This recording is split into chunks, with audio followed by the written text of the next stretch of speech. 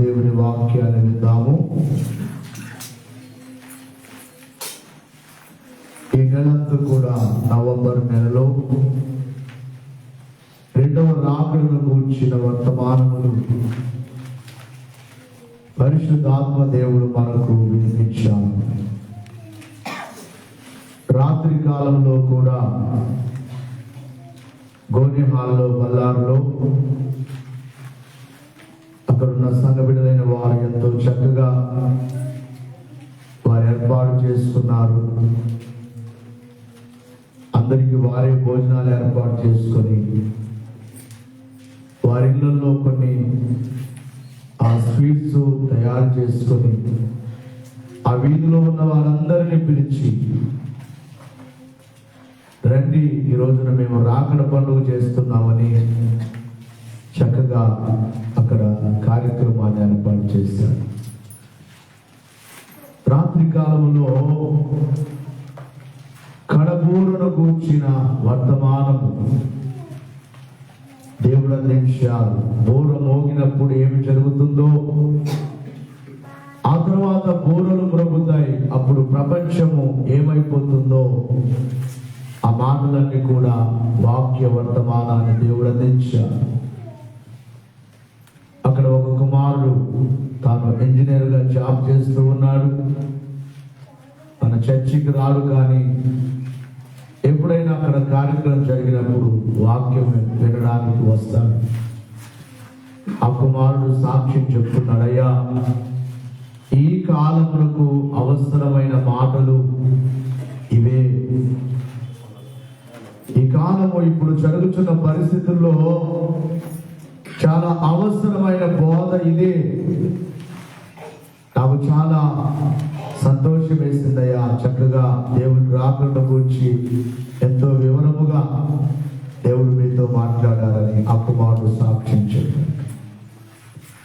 కనుక రెండవ రాకడ చాలా సమీపముగా ఉన్న దినములలో ఎటు చూచినా మనం చివరి దినాల్లోనే ఉన్నాం. యేసు ప్రభువు చెప్పిన ఉపమానములలో 4 జాములను గూర్చిన ఆ మాటను మనం చూసినప్పుడు చివరి జాములు మనం ఉన్నాం.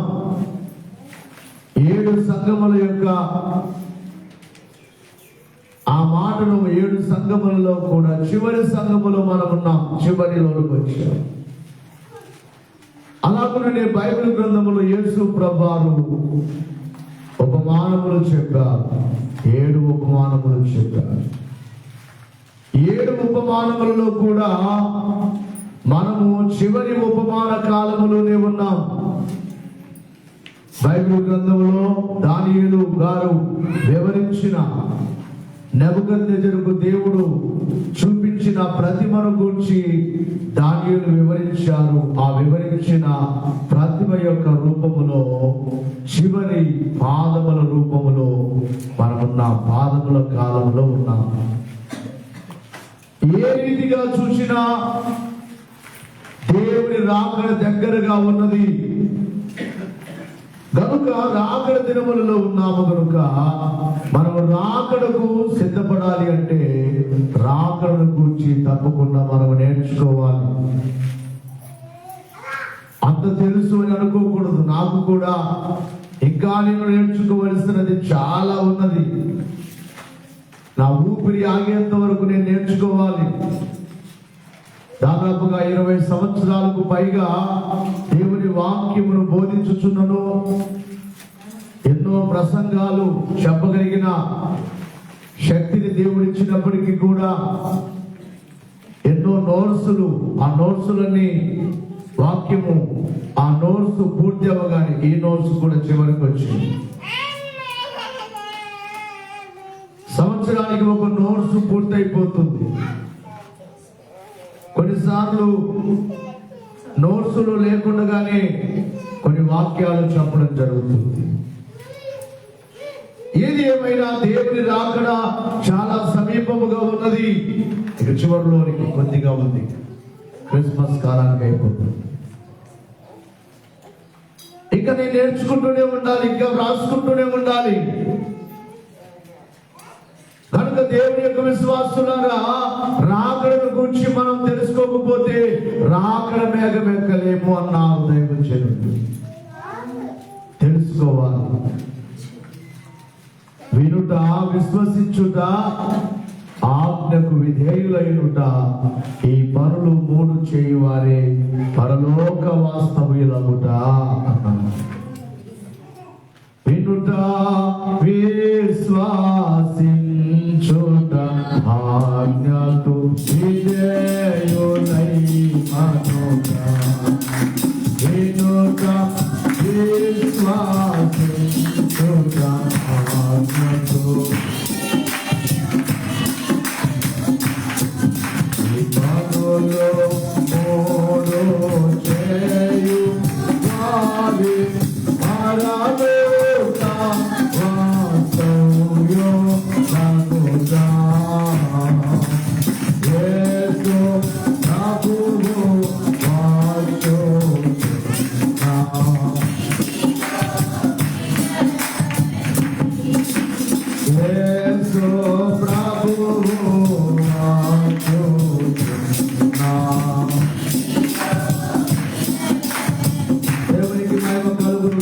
వినాలి.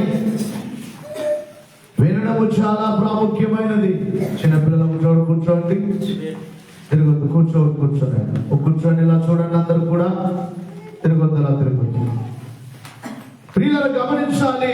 చదవబడ ఈ యొక్క రాకడను కూర్చిన అనేకమైన విషయాలు దైవజనుడు, గొప్ప భక్తుడు శ్రీని ముట్టలేదు అయ్యగారు ఈ పుస్తకం రాకడ రవిలి అనే ఒక పుస్తకం రాశాడు. ఇందులో చాలా రాకడ ప్రసంగాలు రాశాడు. ఇందులో ఒక ప్రసంగం ఏమిటంటే రాకడ గది అన్నారు. రాకడ గదిలోనికి మనం వెళ్ళాలి. ఈ రాకడ గదిని గూర్చి చెప్పుచు 3 గదులను గూర్చి చెప్పారు. ఒకటి రాకడ గది, రెండవది రక్షితుల గది. ఒకటి రక్షితుల గది, రెండవది రాకడ గది, మూడవది శ్రమల గది అన్నారు. ఎవరు ఈ గదిలో ఉంటారో, ఎవరి గదిలోనికి చేరుతారో అయ్యగారి ప్రసంగాన్ని చెబుతూ ఈ 3 గదులను గురించి చెబుతూ ఈ విధమైన బోధలు మనమే చేయించున్నాము అన్నారు. ఈ విధమైన బోధలు అనగా రాకడను గూర్చిన బోధలు మనమే చేయించు ఉన్నాము. ఇక బయటి వారు ఈ బోధలు చేయటం లేదు. ఏమో చెబుతున్నారు. జనులు అందులోనే ఉండిపోయారు. రాకడను గూర్చిన ఆలోచన లేదు. కనుక మొదటి గది ఏమిటంటే రక్షితుల గది. ఈ గదిని గూర్చి దైవజనుడు చెబుతూ 20 విషయాలు చెప్పారు. ఎవరు ఈ గదిలో ఉంటారు? ఈ రక్షితుల గదిలోనికి ప్రవేశించేవారు ఎవరు అంటే మొట్టమొదటిగా మారు మనస్సు పొంది పాపములను ఒప్పుకున్నవారు ఈ రక్షితుల గదిలోనికి ఎంటర్ అవుతారు. రక్షింపబడిన వారు. ఒక విశ్వాసి ఎప్పుడు రక్షింపబడినట్లు? తన జీవితాన్ని మార్చుకొని, అందుకే బైబిల్లో కూడా ఏమని రాయబడింది? మీరు మారు మనస్సు పొంది పాప క్షమాపణ నిమిత్తము ప్రతి వాడును యేసుక్రీస్తు నామమున బాప్తిస్మం పొందండి. మారు మనస్సు నమ్మి బాప్తిస్మం పొందిన వాడు రక్షింపబడును. ఎవరు రక్షింపబడును? నమ్మి బాప్తిస్మం పొందిన వాడు రక్షింపబడును. నమ్మని వారికి శిక్ష విధింపబడును. కాబట్టి ఈ గదిలోనికి ఎంటర్ అవ్వాలంటే మొదటిగా ఏం చేయాలంటే రక్షణ పొందాలి. ఏం పొందాలి? చాలా మంది మీరు రక్షణ పొందారు. కాబట్టి మీ అందరూ ఎక్కడికి వచ్చేసారు? ప్రవేశించామని. ఇక రెండవదిగా ఈ గదిలో ఉన్నవారు రెండవదిగా చేయవలసిన పని ఏమిటంటే పాప విసర్జన. బాగా వినాలి, పాప విసర్జన. పాపలోకములో ఉన్నాము కాబట్టి పాపపు ఆలోచనలు రావచ్చు, పాపపు తలపులు రావచ్చు, పాపపు విధానాలు నేను కలగవచ్చు. ఎప్పటికప్పుడు వాటిని ఏం చేయాలంటే విసర్జించాలి, విడిచిపెట్టాలి. ఈ రక్షణ గదిలోనికి వచ్చిన వారు పాపాన్ని విడిచిపెట్టేవారుగా ఉండాలి, విసర్జించేవారుగా ఉండాలి. ఇక మూడవదిగా పరిశుద్ధమైన ప్రవర్తన కలిగిన వారుగా ఉండాలి. బాగా వినాలి, ఏ ప్రవర్తన? పరిశుద్ధమైన ప్రవర్తన. అపవిత్రత ఉండకూడదు. దేవుని దయచేసి మీరు తలెత్తుకొని తండ్రి గారు దేవదాసయ్య గారు చెప్పిన మాటలు మీకు చెబుతున్నాను, వినండి, ఆశీర్వాదం కలుగుతుంది. మూడవ మాట ఏమిటంటే పరిశుద్ధమైన ప్రవర్తన. బైబిల్లో కూడా మనకు రెఫరెన్స్లు కనబడతాయి. ఎఫెసీ పత్రిక 5వ అధ్యాయములో 2వ వచనము నుండి 4వ వచనం వరకు చూస్తే కొన్ని మాటలు దేవుని పిల్లలు ఎలాంటి పరిశుద్ధమైన ప్రవర్తన కలిగి ఉండాలో, లేక ఈ రక్షితుల గదిలో ఉన్నవారు ఎలా ఉండాలో అక్కడ దేవుడు వాక్యములు మనకు రాయిస్తున్నారు. క్రీస్తు మిమ్మల్ని ప్రేమించి పరిమళ వాసనగా ఉండుటకు మన కొరకు తను తాను దేవునికి అర్పణముగాను బలిగాను అప్పగించుకొనెను. అలాగుననే మీరును ప్రేమ కలిగి నడుచుకొనుడి. మీలో బాగా వినాలి, ఏముండకూడదట? జారత్వమే గాని. జారత్వము అనగా వివాహము కాకమునుపు ఏ పురుషుడైతే లేకపోతే ఏ యవనస్తుడైతే పాపము చేస్తాడో, ఏ యవన బిడ్డ అయితే దేవునికి విరుద్ధముగా పాపము చేస్తుందో దానికి బైబిల్ పెట్టే పేరేమిటంటే జారత్వము. దేవుని పిల్లలకు ఏముండకూడదంటే జారత్వం ఉండకూడదు. ఏ విధమైన అపవిత్రమైన పనులు ఏమి చేయకూడదు. లోపత్వము అనగా లోపమైన ఆ స్వభావము ఏది ఉండకూడదు. వాటి పేరు కూడా మీరు ఎత్తకూడదు. ఇదే పరిశుద్ధులకు తగినది. పరిశుద్ధులకు ఏమి తగినది? వాటి పేరు కూడా ఎత్తకూడదు. ఇంకా అక్కడ కింద అంటాడు చూడమ్మా, ఏముండాలంట మనలో?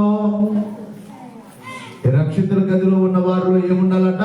కృతజ్ఞత వచనమే మీరు ఉచ్చరింపవలెను గాని మీ నోట బూతులైనను పోకిరి మాటలు పొగరపోతు మాటలైనను సరసము కలిగించే మాటలైనను ఉచ్చరింపకూడదు.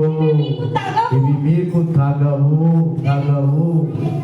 వ్యభిచారి అయినను అపవిత్రుడైనను విగ్రహారాధికుడైన లోబి అయినను క్రీస్తు యొక్కయు దేవుని యొక్కయు రాజ్యమునకు హక్కుదారుడు కాడను సంగతి మీకు నిశ్చయముగా తెలుసు. ఎవరు దేవుని రాకడకు రాజ్యమునకు వెళతారన్న సంగతి మీకు తెలుసు. కాబట్టి మీలో అపవిత్రత ఉండకూడదు, మీలో వ్యర్థమైన మాటలు ఉండకూడదు. మీలో ఉండవలసినది ఏమిటంటే కృతజ్ఞత వచనమే. దీని గురించి మన తండ్రి గారు పాట పాడారు. రాకడకు సిద్ధపడే వారి కదా మనసులో ఒక పని మాత్రమే ఉండాలి. మనం పాడుకుంటామేమని, జనక సుతాత్మలకు స్తుతులు సంగవధువు వల్నా. చక్కలు కొట్టాలి. అనసుత స్తుతిగా ప్రముతాత్మరి. గట్టిగా చప్పలు కొట్టాలి. అనియే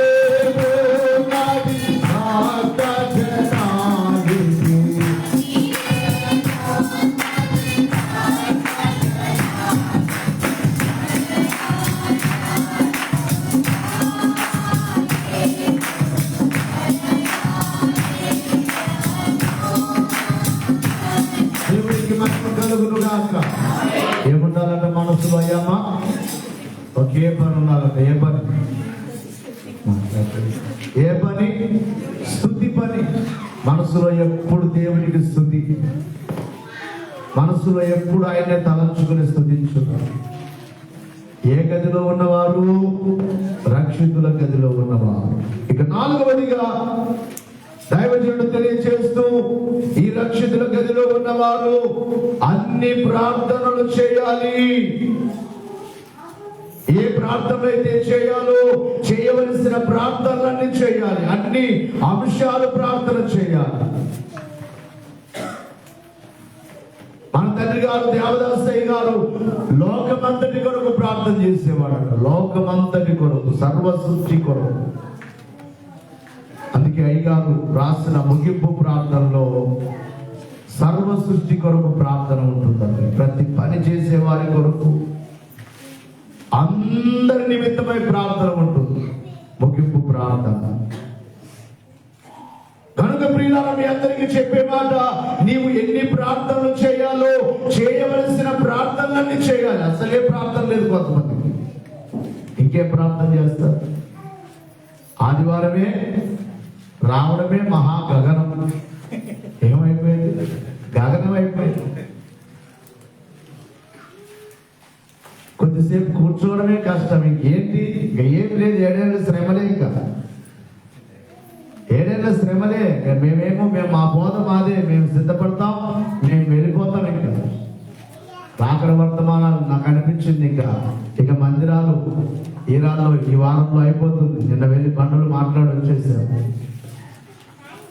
బండలు ఇక్కడ నుంచే తీసుకెళ్ళాలంటే జయరాము వద్దయ్యా, ఇక్కడ భారీగా మీకు ఎక్కువ అవుతుంది, అక్కడే మాట్లాడమంటే అక్కడే మాట్లాడాను. బండలు కుమారుడికి కూడా చెప్పని వారంలో మందిరం పని అయిపోతుంది.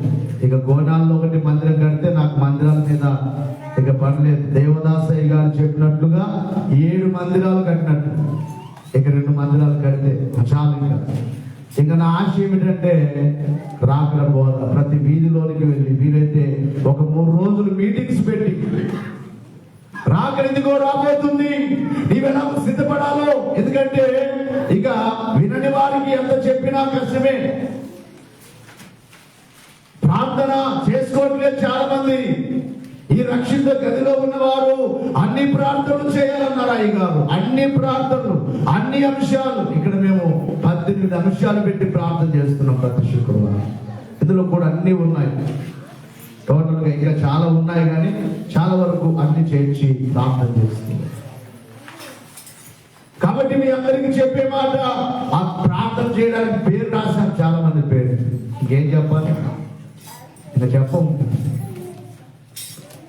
వచ్చేస్తుంది రాకడ. మీరు నిర్లక్ష్యంగా ఉంటే, మీ పనుల్లో మీరు ఉంటే వచ్చేస్తుంది రాకడ. ఉండిపోండి ఏదైనా శ్రమల్లో. కనుక ప్రియులారా, రక్షితుల గదిలో ఉన్నవారు ప్రార్థనలు చేయాలి అన్నారు. ఈ మాట యేసుక్రీస్తు వారు కూడా చెప్పారు కదా. మార్కు సువార్తలో 13వ అధ్యాయంలో, ఆ దినమైనను ఆ గడి అయినను మీకు తెలియదు కనుక మీరేమి చేయమన్నారు? మెలకువగా ఉండి ప్రార్థన చేయండి. ప్రభు చెప్పిన మాటలే. అయ్యగారు ఏం చెప్పినా బైబిల్లో లేదు, చెప్పలేదు, బైబిల్లో ఉన్నదే. కాబట్టి ప్రార్థనలు చేయాలి గదిలో ఉన్నవారు. గమనించాలి ప్రియులారా, అన్ని ప్రార్థనలు చేయాలి. ఇక 5వదిగా చూసినట్లయితే, ఈ గదిలో ఉన్నవారు ఏమి చేయాలి? వారు చేయవలసిన పని ఏమిటంటే బైబిల్ని పఠించాలి, అనగా బైబిల్ని నేర్చుకోవాలి. ఎంతమంది బైబిల్ నేర్చుకుంటున్నారు? ఎంతమంది దేవుని వాక్యము నేర్చుకోవాలనే ఆశ కలిగి ఉన్నారు? వాక్యము నేర్చుకోకపోతే నీవు రాకడ మేఘం ఎక్కలేవు. కొంచెం సార్, వాక్యము నేర్చుకోకపోతే నాకు చెప్పారు కదా, ఎంత నేర్చుకున్నా మనం ఎవరము నేర్చుకునే వారమే, విద్యార్థులమే. మన పండితులము కాదు. యేసు ప్రభువు అన్నారు, ఎక్కడ నేర్చుకోమన్నారు? నా యొద్ద నేర్చుకోండి. ప్రతి మాట మీకు రెఫరెన్స్ చెప్పగలను. చదవండి ఒకసారి. నా యొద్ద నేర్చుకోండి అన్నారు ప్రభు. నా కాడిని ఎత్తుకొని మత్తయి సువార్తలో ఆ మాట చెప్తారు. 11వ అధ్యాయం చివరి వచనాలు. 11వ అధ్యాయం చివరి వచనాలు. ఎలయనగా నా కాడి సులువుగాను నా భారము తేలికగాను ఉన్నది. గమనించాలి. ఆ పైన చదువుమా. నేను సాత్వికుడును దీన మనస్సు గలవాడు కనుక మీ మీద నా కాడి ఎత్తుకొని నా యొద్ద నేర్చుకోండి. ఇక్కడ ఏమంటున్నాడు? ఏం చేయాలంట? నేర్చుకోండి. ఎక్కడ నేర్చుకోవాలి? నా యొద్ద మనం ఎవరు? నేర్చుకునే వారమే, తెలుసుకునే వారమే.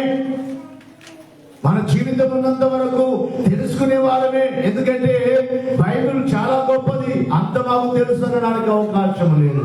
నేర్చుకునే వారంగా ఉండాలి. బైబిల్ని మనము నేర్చుకోవాలి. రాకడకు సిద్ధపడే వారు, రక్షితుల గదిలో ఉన్నవారు. ఇక 6వదిగా దైవజనుడు చెప్పిన మాట ఏమిటంటే, కీర్తనలు బాగా నేర్చుకోవాలి. ఏమి నేర్చుకోవాలి? మాట్లాడలేదు. పాటలు, కొన్ని పాటలు, అయ్యగారి పాటలు తప్పులు పాడుతున్నారు. మీరు చాలాసార్లు చెప్పాను, కానీ మీ పదమే మీది. నేను ఎలా పాడుతున్నాను అలా పాడమంటే, నీకే రాదయ్యా మాకే వచ్చినట్టుగా పాడుతున్నారు. ఏం చేయలేను, నేనేం చేయలేను. ఇంకా అయిపోయింది. నేను చెప్పలేదు, చేయలేదు. ఇంకా నాకు ఓపిక లేదు. ఇంకా నేర్చుకోండి, పాటలు నేర్చుకోండి. ఏదైనా పాట రాకపోతే అడగండి. ఈ పాట ఎలా పాడాలయ్యా అని అడగండి. చెప్పమా, పాడి వినిపిస్తాం. ఎలా పాడాలో చెబుతాం. ఆ మోసే పాడిన పాటే ఇప్పుడు పాడుతున్నారు మీరు. భూదాల మోసే వచ్చి పాడే పాటే అదే పదం. ఎన్నిసార్లు చెప్పాను నేను, కానీ అదే నేర్చుకున్నారు, కానీ నన్ను విడిచిపెట్టారు అన్నమాట. కొంతమంది అంతే, ఎవరో పాడింది అదే పట్టుకుంటారు, కానీ ఆ క్యాండిడేట్ కన్నడ తెలుగు రాకను, మరి ఆ క్యాండిడేట్ ఏదో కలిపి పాడాడు అదే పాడతారు ఇప్పటికి శుభాకర్లో. ఎన్నిసార్లు నేను పాడిన అదే పాడతారు ఇప్పటికి శుభాకర్లో. మొదలు పాడండి ఒకసారి. శుభాకర్ పాడండి. మీరు తప్పు చెప్తాను, నేను మర్చిపోతున్నాను. తప్పు ఏంటో చెప్తాను. ఒకసారి పాడతారా? పాడండి. అందరు పాడండి. శుభాకర్, సుధాకర్ పాడండి. నేను పాడండి, మీరే పాడండి. మీరు పాడాలి. ఇప్పుడు తప్పు మీకు చెప్పాలని ఉద్దేశం. నా మీద తిట్టుకోవద్దండి. తప్పు సరి చేయడం మంచిదా కాదా? మాట్లాడలేదు. పాడండి మరి. అందరూ పాడండి. Should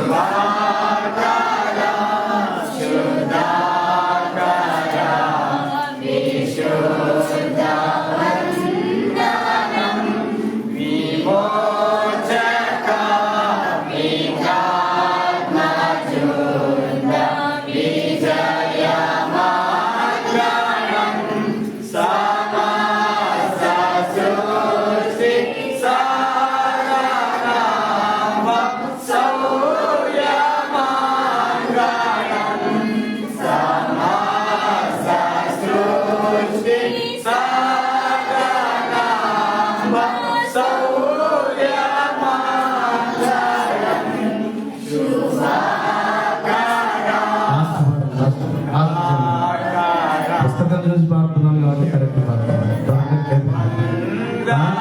పుస్తకం లేకుంటే మీకు చెప్పారు, కళ్ళు చూసుకుని పాడంటే మీకు చెప్పారు.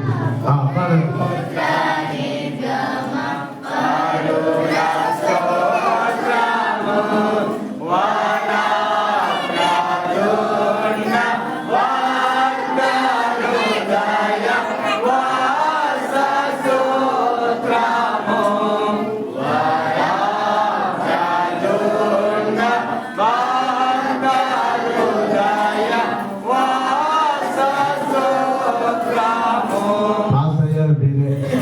ఎందుకంటే పుస్తకం చూసి పాడారు అంటే కాపీ కొట్టారన్నమాట.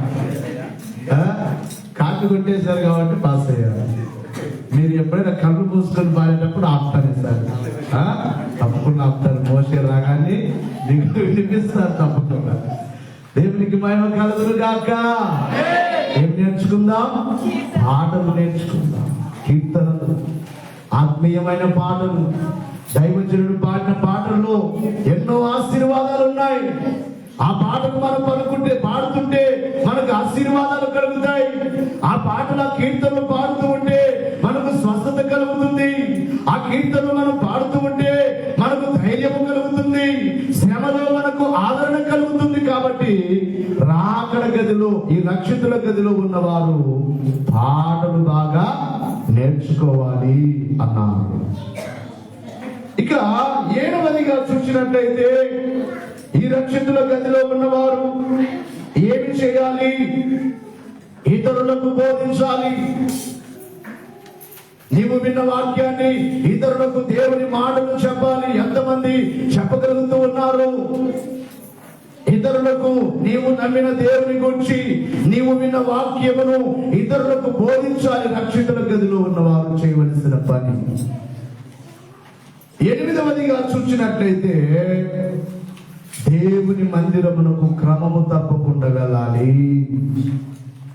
ప్రతి ఆదివారము ఎక్కడికి రావాలి? మాట్లాడలేదు. ఆదివారం వచ్చిందంటే దేవుని మందిరం మనకు, దేవాలయములకు వెళ్ళే రక్షితుడు, గుడికి వెళ్ళే రక్షితుడు అన్నారు. అయినా వారమంతా నీవే పనులైనా చేసుకో.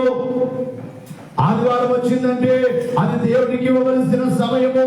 దేవుని సన్నిధికి రావాలి, దేవుని గుడిలో లేక దేవుని మందిరములో గడపవలసిన దినం అది. కనుక ప్రియులారా, దేవుని మందిరమునకు వెళ్ళే రక్షితులుగా, మొదటిగా మారు మనస్సు పొంది పాపములు ఒప్పుకునే రక్షితులు, 2వదిగా పాప విసర్జన కలిగిన రక్షితులు, 3వదిగా పరిశుద్ధమైన ప్రవర్తన కలిగిన రక్షితులు, 4వదిగా బైబిల్ నేర్చుకునే రక్షితులు, 5వదిగా ప్రార్థనలు చేసే రక్షితులు, 6వదిగా కీర్తనలు పాడే రక్షితులు, ఇక 7వదిగా ఇతరులకు బోధించే రక్షితులు, 8వదిగా దేవుని మందిరమునకు గుడికి వెళ్ళేవారు. 9వదిగా అయ్యగారు చెప్పిన మాట, చందావేయు రక్షితులు. జాగ్రత్తగా వినాలి. దేవుని మందిరానికి వెళ్ళడమే కాదు, దేవుని కొరకు నీ కష్టార్జితములో, తప్పకుండా నీ కష్టార్జితములో నీకు దేవుడు చేతులిచ్చాడు, కాళ్ళిచ్చాడు, పని చేసుకుని ఆరోగ్యం ఇచ్చాడు. ఆరోగ్యం లేకపోతే పని చేయగలవా? మాట్లాడలేదు. ఏదైనా జబ్బు వచ్చింది అనుకోండి, పనికి వెళ్ళగలరా? జ్వరం వస్తే పని చేయగలరా? మరి దేవుడు నీకు ఆరోగ్యం ఇచ్చినందుకే కష్టపడుతున్నావు కదా. మరి నీ కష్టార్జితంలో ఏది దేవునికి? దేవునికి చెందవలసిన కానుక ఏది? ఈ రక్షితుల గదిలో ఉన్నవారు తప్పకుండా దేవునికి ఇవ్వవలసిన సొమ్ము దేవునికి తప్పకుండా చెల్లించాలి. రక్షితుల గదిలో ఉన్నవారు. ఇక 9వదిగా చూచినట్లయితే బోధకులను చూచే రక్షితులు, దైవ సేవకులను చూచుకునేవారు. కొంతమంది అంటారు, మేమే కదయ్యా మిమ్మల్ని చూసుకోవలసినది. అవును, దేవుని సేవకుని చూసుకోవలసిన వారు, వారి యొక్క అవసరాలు చూసుకోవలసిన వారు. ఏదో మేము ఆదివారం వచ్చి ఒక 10, 5, ఒక 20, ఒక 100 వేసిపోతే ఆయన ఎలా బ్రతుకుంటాడు?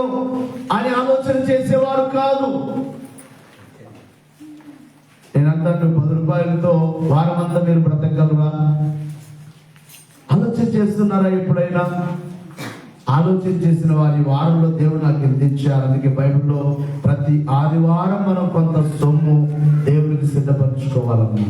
ఒక కుమారుడు పేరు చెప్పరు కానీ ప్రతి వారం ఆ కుమారుడు 500 నోటు కానుక సమర్పించుకుంటాడు. 500 రూపాయలు ప్రతి వారం. ఆ కుమారుడి పేరు నేను చెప్పను కానీ, అంటే తను ఏం ఆలోచన చేస్తున్నాడు? ఈ సేవకుడికి వారమంతా ఎన్ని పనులు ఉంటాయో, ఎంత సేవో. దాదాపుగా ఈ వారమే 5,000కు పైగా డీజిల్ వేయించాం. ఆదివారంతో కలిపితే దగ్గర దగ్గర 7,000 వరకు డీజిల్ వేయించాం. ఓన్లీ డీజిల్ మాత్రమే. దగ్గర దగ్గర ఈ వారమే ఒక 800 కిలోమీటర్లు తిరిగింది కారు. దేవునికి మహిమ కలుగును గాక. ఓ వెళ్ళిపోతూనే ఉంది. ఇవన్నీ ఆలోచన చేయాలి. సేవకులను చూసుకోవాలి. సేవ వారు చేయించున్నారు, మనమే కదా వారిని సహకరించవలసింది. మనమే కదా ఏదో ఇచ్చేసి వెళ్ళిపోదాం, ఆదివారం వచ్చి ఎంతో వేసి వెళ్ళిపోదాం అనేది అది సేవకులు చూసుకునే లక్షణము కాదు. మిమ్మల్ని గురించి మీరు ఎలా చూసుకుంటారో, మీరు ఆత్మీయ తల్లిదండ్రులు అంటారు కదా, మరి మీ తల్లిదండ్రులను గురించి చూసుకునేవారు కొంతమంది దేవుని విశ్వాసులైన వారు. ఇప్పుడు వచ్చే నెల పండుగ, ఎంతమంది బట్టలు.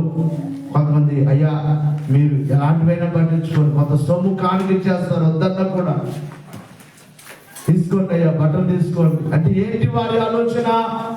ఈ పండుగ సందర్భంగా మా సేవకునికి, మరి కొంతమంది సేవకురాలకి బట్టలు పట్టించుకోండి అయ్యా, మా సేవకులు మేము చూసుకోవాలి. కాబట్టి రక్షితుల గదిలో ఉన్నవారు ఎవరిని చూసుకోవాలి అంటే దైవ సేవకుల బాగోగులు చూసుకోవలసిన బాధ్యత ప్రతి ఒక్క విశ్వాసి మీద ఉన్నది. ఇక గమనించాలి ప్రియులరా, బోధకులను చూచుకునే రక్షితులు 11వదిగా చూచినట్లయితే రోగులను పరామర్శించే రక్షితులు. ఎవరైనా రోగముతో ఉన్నారా? నీ తోటి సహోదరులు లేక సంఘములో ఉన్న తోటి వారు ఎవరికో వారికి రోగం వచ్చింది నేను అనుకోవద్దు. పోయిన వారం ఇక్కడ ఒక కుటుంబం ఇప్పుడు కూడా హాస్పిటల్లో ఉన్నారు. ప్రార్థన చేయండి, దేవుడు సంపూర్ణ స్వస్థత కలిగించాలి. వారికి వచ్చి వారి దగ్గరకు వచ్చి మాట్లాడుతుంటే, వారికి ఏమైనా కావలసింటే నేను తెచ్చిస్తుంటే వాళ్ళు అంటున్నారు, అయ్యా మీతో మేము చేయించుకోవడం ఏంటి, మీరు మాకు తీసుకొని రావడం ఏంటి, ఉండమన్నాను ఒక వారం ఇక్కడే. వారు ఉండకుండా వెళ్ళిపోయారు. మేము సేవకులతో చేయించుకోవడం మాకు అది ఇష్టం లేదు. వాళ్ళకి టిఫిన్ కానీ ఏదైనా నేను తీసుకొని వచ్చేస్తుంటే వద్దు అయ్యా మీతో మేము చేయించుకున్నాం. కానీ మనము ఒక రోగముతో ఉన్న వారిని, ఒక అనారోగ్యముతో ఉన్న వారికి మన వద్దు మనం ఏదో ఒకటి చేయాలి. ఒకవేళ చేయలేకపోయినా కూడా వారి దగ్గరికి వెళ్ళైనా వారిని ఏం చేయాలి? అయ్యా చెప్పండమ్మా, వెళ్ళి మాట్లాడించాలి. అనారోగ్యం వచ్చింది భయపడద్దు, ప్రార్థన చేద్దాం. అయ్యగారు ప్రార్థన చేస్తారు, మేము ప్రార్థన చేస్తాం.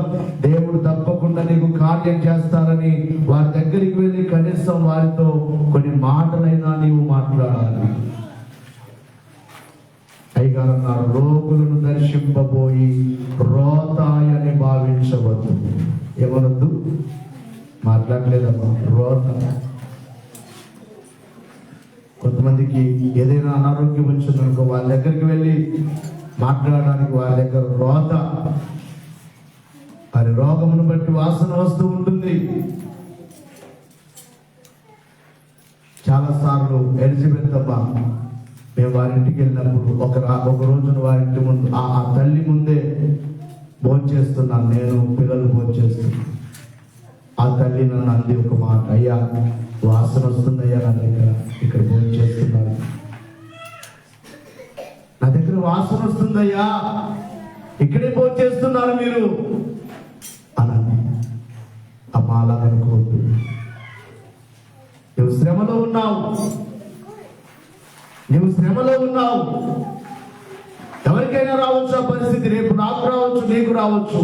ఒకరు అనారోగ్యముతో ఉన్నప్పుడు వారిని మనం రోతగా భావించవద్దు. అయ్యగారు అన్నారు, రోగులను దర్శింపబోయి రోతయని భావించవద్దు.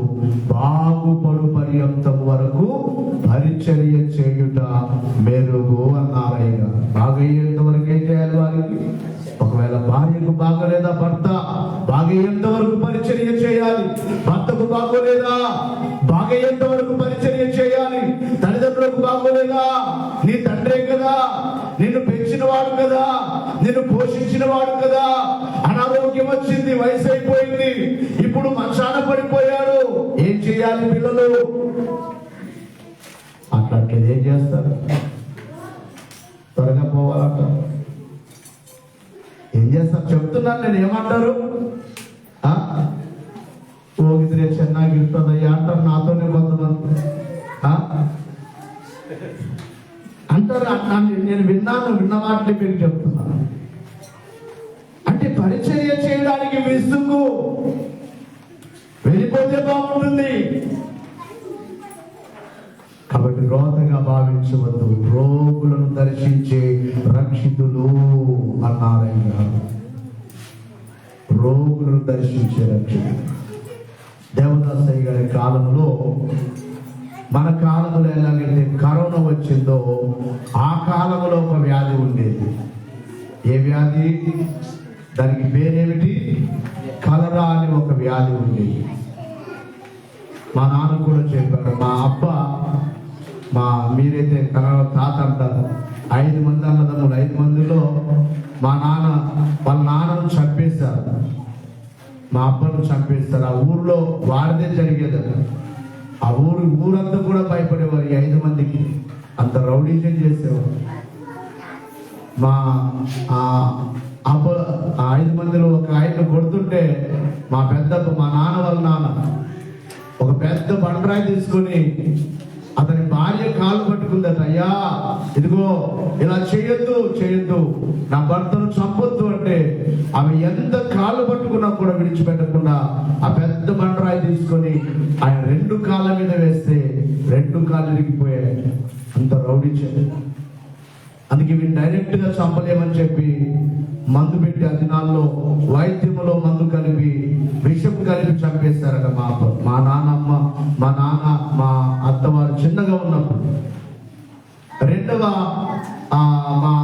అబ్బ తమ్ముడు బాగా చూసుకునేవాడంట తండ్రి లేని పిల్లలంట. ఒక రోజున ఎవరికో కలరా వచ్చిందని చూడడానికి వెళ్ళి ఆ వ్యాధి ఉన్న వ్యక్తిని చూసి వస్తూ ఉండగా దారిలో ఇతనికి వచ్చిందని. మన కరోనా ఎలాగైతే ఒకరి దగ్గరికి వెళ్ళి మనం చూసి వస్తే మనకి ఏమైంది? అప్పుడు అమ్మా చూసాం కదా, మనం కళ్ళతో చూసాం కదా. ఇక వాళ్ళ దగ్గరికి వెళ్ళాం, మాకు వచ్చిందని స్టార్ట్ అయింది కదా. అలాగున ఆ దినాల్లో ఆ వ్యాధి ఏమిటంటే మోషన్స్ ఎక్కువ అయ్యేవారు. ఓన్లీ మోషన్స్, భయంకరమైన మోషన్స్. అక్కడ చూడడానికి వెళ్ళాడు, వారి బంధువులు చూడడానికి వెళ్ళాడు. ఇక ఇంటి దగ్గరికి, అప్పట్లో వాహనాలు లేవు కనుక నడిచి వస్తూ ఉండగానే దారిలోనే చాలా సార్లు ఆయన మోషన్ అయిపోయి ఇంటికి వచ్చిన పూర్తిగా నీరసం అయిపోయి సడన్ గా చనిపోయింది. అలాంటి అంటువ్యాధులు కలిగిన రోగుల దగ్గరికి మన తండ్రి గారు దేవదాసయ్య గారు వెళ్ళి ఒక ఊరిలో మొత్తం అందరికి కలరా వచ్చి అందరూ చనిపోతుంటే దేవదాసయ్య గారు ఆ ఊరిలోకి వెళ్ళి ప్రార్థన చేయగా వారందరికీ స్వస్థత కలిగింది. అందుకే అయ్యగారు అన్నారు, రోగుల్ని దర్శించండి, రోగుల దగ్గరికి వెళ్ళండి. ఆ దినాల్లో అయ్యగారి రాక కొరకు అయ్యగారు ఎప్పుడు వస్తారా అని రోగులందరూ ఎదురు చూసేవారట. హాస్పిటల్ కూడా వెళ్ళి ప్రార్థన చేసేవారు. హాస్పిటల్ కూడా వెళ్ళి దేవునికి మహిమ కలుగును గాక. కనుక రోగులను దర్శించే రక్షితులు అన్నారు. ఇంకా ఒక గదిలోనే ఉన్నాం, ఇంకా 2 గదులు గురించి చెప్పాలి. 3 ఇప్పుడే చెప్తే ముగించాయా అంటారు. టైం పాటిస్తున్నట్లున్నారు. దేవునికి మహిమ కలుగును గాక. పిల్లలు గమనించాలి. ఇక 12వదిగా మనం చూస్తే అవస్థలో ఉన్న వారిని ఆదరించు రక్షితుడు. ఎవరైనా అవస్థలో, శ్రమలో, బాధలో ఉన్నారు, దుఃఖములో ఉన్నారు, వారి దగ్గరికి వెళ్ళి ఏం చేయాలి? ఆదరించాలి. ఆదరించే రక్షితుడు. 13వదిగా చూసినట్లయితే ఉజ్జీవ కూటములకు వెళ్ళే రక్షితులు. ఏమైనా కూటాలు జరుగుతూ ఉన్నాయి, ప్రత్యేకమైన కార్యక్రమాలు జరుగుతున్నాయి, ఇంటి దగ్గర నుండి ఏమైనా లాభము? వెళితే దేవుని మాటలు వినవచ్చు కదా. ఎందుకు మనము దేవుని సన్నిధికి వెళ్ళాలి, దేవుని మాటలు వినాలి అని దేవుని యొక్క కూటములకు లేక జీవ కూటములకు వారు ఆ కూటములలో ఏకీభవించి కూటములకు వెళ్ళే రక్షితులు అన్నారు. 14వదిగా మంచి మంచి పుస్తకములు, మంచి మంచి గ్రంథములు చదివేవారు, బైబిల్ని చదివేవారు. తర్వాత ఇతర గ్రంథములు, దైవజనులు రాసిన పుస్తకాలు. మీరు ఎవరైనా చదువుతామంటే పుస్తకం మీకు ఇస్తాను, చదువుకొని మరలా నాకు ఇవ్వాలి. ఇలాంటి బుక్స్, అయ్యగారి బుక్స్ అన్ని నా దగ్గర చాలా ఉన్నాయి. దగ్గర 60 పుస్తకాలు రాస్తారు అయ్యగారు తెలుగులో. ఇంగ్లీష్లో చాలా పుస్తకాలు రాస్తారు. ప్రకటన గ్రంథం ఎంత రాస్తారు, పరమగీతం ఎంత ఉంటుంది, ప్రకటన గ్రంథం ఎంత ఉంటుంది, చాలా పుస్తకాలు రాస్తారు. అయ్యగారి బుక్స్ అన్ని మనం చదవాలి. అందుకే మీటింగ్స్ వెళ్ళినప్పుడు మీరు తీసుకుంటామంటే అయ్యగారి బుక్స్ అన్ని చేస్తాం. మీరు కొంటామంటే నేను అక్కడ కొనుక్కొని రావాలి కదా. మరలా మీరు అయ్యగారు ఇక్కడ పుస్తకాలు అమ్ముతున్నారా అని అనుకోవద్దు.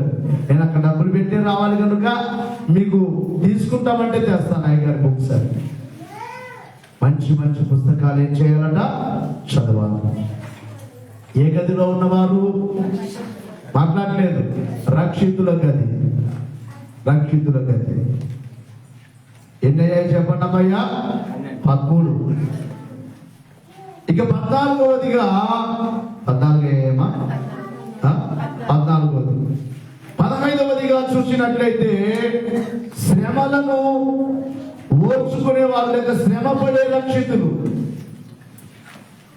కొంతమంది ఆశీర్వాదమే కావాలంటారు, మేలులే కావాలంటారు. శ్రమలైతే మాకు మాట్లాడాలి అంటే రక్షితుల గదిలో ఉన్నవారు కాదు. శ్రమలను ఓర్చుకోవాలి. శ్రమలో ఆ శ్రమలను మనం పొందాలి తప్పకుండా. దేవునికి మహిమ కలుగును గాక. ఇక 16వదిగా చూసినట్లయితే ప్రభునందు నిద్రించిన రక్షితులు. కొంతమంది దేవుల్లో ఉండి ఎంతో మంది మనవారే, మన యొక్క తల్లిదండ్రులు, మన యొక్క తల్లి, నా తల్లి ప్రభునందు నిద్రించింది. మీలో ఎవరైనా, మీ కుటుంబంలో ఎవరైనా ప్రభునందు నిద్రించిన వారు ఉంటారు. వీరు కూడా రక్షితులే. భూమి మీద దేవుని కొరకు బ్రతికి చనిపోయిన వారు, వీరు కూడా రక్షితుల గదిలో ఉండే చనిపోయి పరలోకములో ఉన్నారు, పరలోకములో పరదేశంలో ఉన్నారు. వీరు కూడా ఏం చేస్తున్నారంటే వధువు సంగమునకు సిద్ధపడుతున్నారు అన్నారయ్య. వీరు కూడా రాకడకు సిద్ధపడుతున్నారు.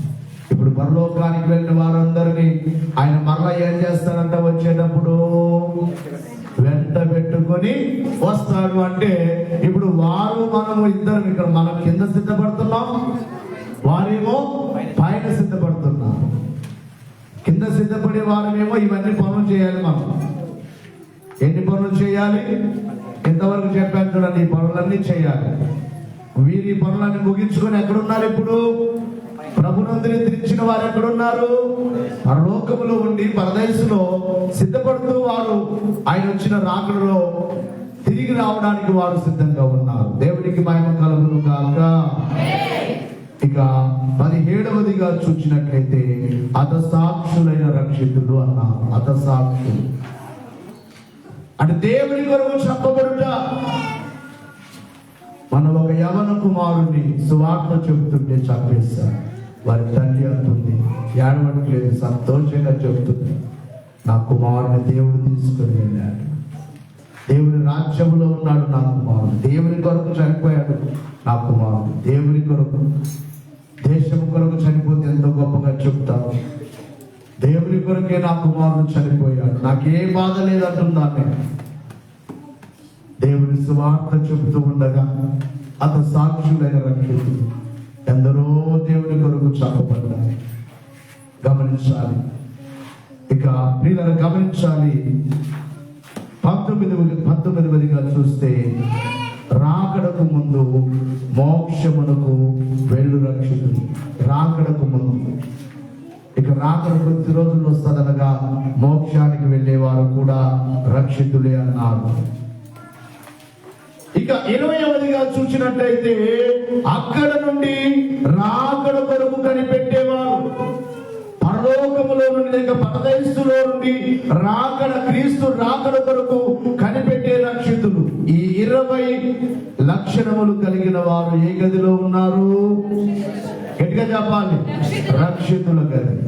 ఇక రెండవ గది క్లుప్తముగానే చెప్పడం జరుగుతుంది. రెండవ గది ఏమిటంటే రాకడ గది. ఏ గది?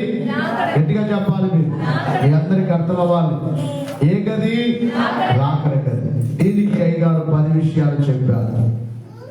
మొదటిగా ఏమన్నారంటే ఈ రక్షితుల గదిలో ఇవన్నీ నేర్చుకున్న వారు, నెరవేర్చిన వారే ఈ రాకడ గదిలోనికి ప్రవేశిస్తారు.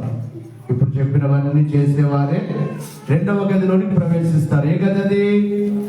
చెప్పాలమ్మయ్యా. రక్షితుల గదిలో ఉన్నాం. రెండవ గది ఏమిటది? రాకడ గదిలోనికి ప్రవేశిస్తారు. ఇవన్నీ చేసేవారు.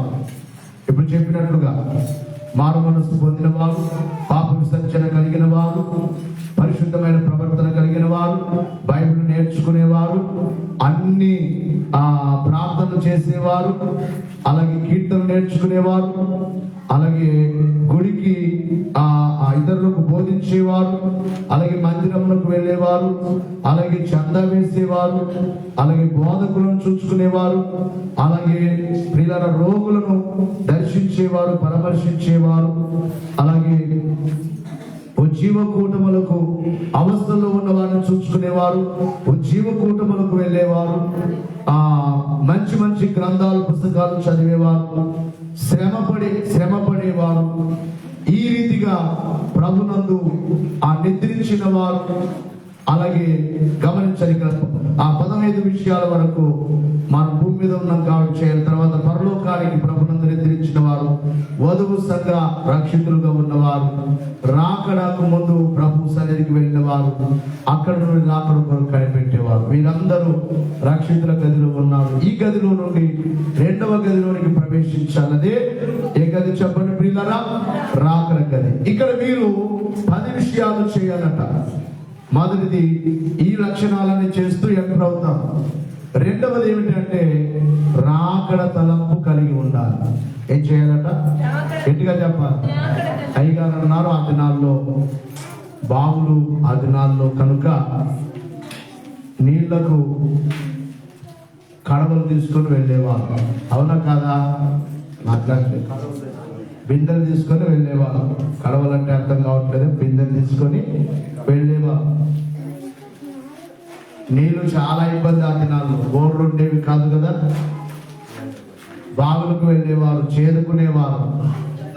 అయ్యగారు అన్నారు ఆ కాలాన్ని కూర్చి చెప్పారేమంటే రాకడకు సిద్ధపడేవారట. ఒకవేళ స్త్రీ అయినా పురుషుడైనా ఆ కడవ ఎత్తుకొని నీళ్లకు వెళ్ళి కడవెత్తుకుని వస్తూ ఉన్న ఆ కడవను మోస్తూ కూడా, ఆ బిడ్డను మోస్తూ కూడా నా ప్రభు వస్తారు, నన్ను తీసుకుని వెళతారు, నా ప్రభు రాకడలో నేను ఎత్తబడాలని తలంచుకోవాలట. అంటే ఏ పని చేస్తున్నా ఏ తలంపు ఉండాలి? గట్టిగా చెప్పాలయ్యామా. వారే రాకడ గదిలోకి వెళ్తారు. ఇప్పుడే మాకు ఇంకా దేవుడి సన్నిధిలో ఉండి సారైపోయిందయ్యా, ఇంక వదిలిపెడితే పోతాం అనే పరిస్థితిలో వదిలిపెడితే ఇంటికి వెళ్ళిపోతామయ్యా, ఇక రోజంతా మా పనులు మాకు దండిగా ఉన్నాయి, చికెన్ తెచ్చుకోవాలి ఆదివారం, మీరు ఏం తింటారో మాకేం సంబంధం లేదు, కానీ నేను చికెన్ మటన్ తెచ్చుకుని ఆదివారం కూడా మీ అందరికీ వారమంతా డ్యూటీ. మా డ్యూటీ ఏంటి? వారమంతా డ్యూటీనే, ఆదివారం ఫుల్ డ్యూటీ. మా డ్యూటీ ఏమిటి చెప్పండి? ఆదివారం ఫుల్ డ్యూటీ. ఉదయం స్టార్ట్ అయితే మొన్న ఒక తల్లి అంటుంది, అయ్యా నాకు షుగర్ అయ్యా, మీరు నిలబెడితే కొద్దిసేపు కూడా నిలబడలేదు, మీరు అలా నిలబడతారయ్యా అంటుందామే. మీరు ఎలా నిలబెడతారయ్యా, నాకు అర్థమవుతుంది అంటుంది. దేవునికి మహిమ కలుగును గాక. మీరు గమనించాలి, రోజంతా ఏ తలంపు ఉండాలి? రాకడ తలంపు. ఇక రెండవదిగా చూసినట్లయితే ఈ గదిలోనికి వెళ్ళేవారు రెండవదిగా చేయవలసిన పని, అదే మొదటిది ఈ గదిలో ఉన్నవారు ఆ గదిలోనికి ఎంటర్ అవుతారు. రెండవదిగా రోజంతా రాకడ తలంపు ఉండాలి. మూడవదిగా రోజంతయు ప్రభు తలంపు కలిగి ఉండాలి, ప్రభునే తలంచుకోవాలి. నాలుగవదిగా రాకడ విషయములు నేర్చుకోవాలి, రాకడను గూర్చి నేర్చుకోవాలి, అనేకమైనవి నేర్చుకోవాలి. అందుకే మీకు చెప్తున్నాను, మీకు పుస్తకాలు కావాలని తెచ్చిస్తాను, అయ్యగారు రాసిన రాకడను గూర్చి మీరు నేర్చుకోండి. అలాగే ప్రియులను గమనించాలి, రాకడ ప్రార్థన చేసేవారుగా ఉండాలి. రాకడను గురించి ప్రార్థన, ప్రభు రావాలని ప్రార్థన, రాకడ సిద్ధపాటు కొరకు ప్రార్థన, రాకడ ప్రార్థన చేసేవారు. ఆరవదిగా చావు లేని వారు, వీరికి చావు ఉండదు. ఏడవదిగా మహిమ శరీరాన్ని దాచుకుంటారు. దానికి బైబిల్లో రెఫరెన్సులు ఉన్నాయి, కానీ మనకు తెలుసు కనుక మహిమ శరీరం, మహిమతో దేవుడు మనల్ని కప్పేస్తాడు, మహిమ శరీర దారుడు. ఎనిమిదవదిగా ప్రియులను గమనించాలి, గాలిలో మేఘమునకు వెళ్ళి ఎగిరిపోయేవారు, గాలిలో ఎగిరిపోయేవారు, గాలిలో రెక్కలు కలిగిన పక్షుల వలె ఎగిరిపోయేవారు. దేవునికి మహిమ కలుగును గాక. మేఘములోనున్న క్రీస్తు వద్దకు చేరేవారు తొమ్మిదవదిగా. పదవదిగా వధువు సంఘ అంతస్తులు మేఘము చేరగానే శేషించిన వారి కొరకు ప్రార్థన చేసేవారు. ఆ మేఘంలోనికి వెళ్ళిన తర్వాత విడిచిపెట్టబడిన వారి కొరకు ఏం చేస్తారట? ఈ రాకడ గదిలో ఉన్నవారు ప్రార్థన చేస్తారయ్యా, మేమైతే రాకడ ఎత్తబడ్డాము, ఇక మిగిలిపోయిన వారు ఎందరో ఉన్నారు. బహుశా ఆ మిగిలిపోయిన వారిలో మన బంధువులు ఉండొచ్చు, తెలిసిన వారు ఉండొచ్చు, మన గ్రామస్తులు ఉండొచ్చు, ఇక ఎందరో ఉండవచ్చు. ఆ విడిచిపెట్టబడిన వారి కొరకు ఏం చేసేవారు చెప్పండి అయ్యామా? ప్రార్థన చేసేవారు. రెండవ గది అయిపోయింది, క్లుప్తంగానే చెప్పారు. ఇక మూడవ గది ఏమిటంటే శ్రమల గది అన్నారు. ఒకసారి లేచి నిలబడదాం. శ్రమల గది. రాకడ గది తర్వాత మనుషులు ఏ గదిలోనికి వెళ్ళాలంటే శ్రమల గది. అదే 7 ఏళ్ల శ్రమల గది. అదే ఆ రోజు యేసయ్య ఉగ్రత రోజు, 7 ఏళ్ల శ్రమల రోజు, అయ్యో పాపులంతా ఏడ్చే రోజు. అదే ఆరో యేసయ్య ఉగ్రత రోజు, 7 ఏళ్ల శ్రమల రోజు, అయ్యో పాపులంతా ఏడ్చే వ్యభిచారులు ఏడ్చే రోజు, మోసగాళ్ళు మసలి రోజు, వ్యభిచారులు ఏడ్చే రోజు, మోసగాళ్ళు అపంతికులు అరచే రోజు, దొంగలంతా దొర్లే రోజు, అపంతికులు దొంగలంతా దొర్లే రోజు, ఆ రోజు శ్రమను తప్పించే నాదుడు లేడు, ఆ రోజు శ్రమను